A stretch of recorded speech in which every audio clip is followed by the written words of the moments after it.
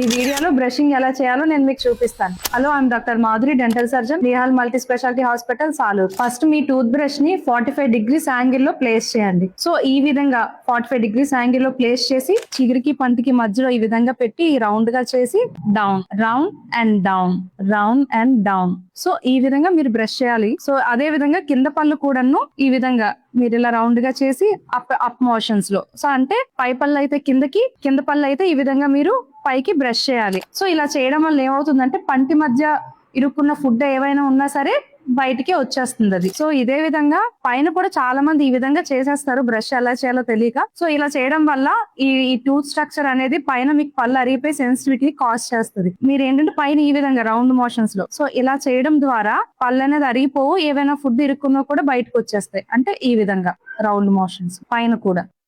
So అదే విధంగా లోపల వైపు కూడాను మీరు ఈ విధంగా బయటికి అంటే కిందకి ఈ విధంగా చేయాల్సి ఉంటుంది. ఫ్రంట్ టీత్ అయితే ఇలానా, బ్యాక్ టీత్ అయితే ఇలా ఈ విధంగా మీరు కిందకి చేయాల్సి వస్తుంది. సేమ్ కింద టీత్ కూడా అలానే ఈ విధంగా పైకి ఈ మోషన్ లో నేను ఈ వీడియోలో చూపిస్తున్నట్టుగా పైకి మీరు ఈ విధంగా బ్రష్ చేయాలి. సో చాలా మందికి ఈ టెక్నిక్ తెలియక ఇష్టం వచ్చినట్టు ఈ విధంగా హార్ష్ గా బ్రష్ చేసేస్తుంటారు. ఇలా చేయడం వల్ల ఏమవుతుందంటే మీ చిగురు కూడా పాడైపోతుంది, పళ్ళు కూడా అరిగిపోతాయి. దాని వల్ల టూత్ కి చాలా డ్యామేజ్ అనేది జరుగుతుంది. సో ఇప్పుడు మీరు నేను వీడియోలో చూపించిన విధంగా బ్రష్ చేస్తే మీ చిగురు హెల్దీగా ఉంటుంది, టూత్ కూడా పుచ్చుకోకుండా ఉంటాయి. సో ఇలాంటి యూస్ఫుల్ టిప్స్ కోసం మన పేజ్ ని ఫాలో అవ్వండి. Thank you.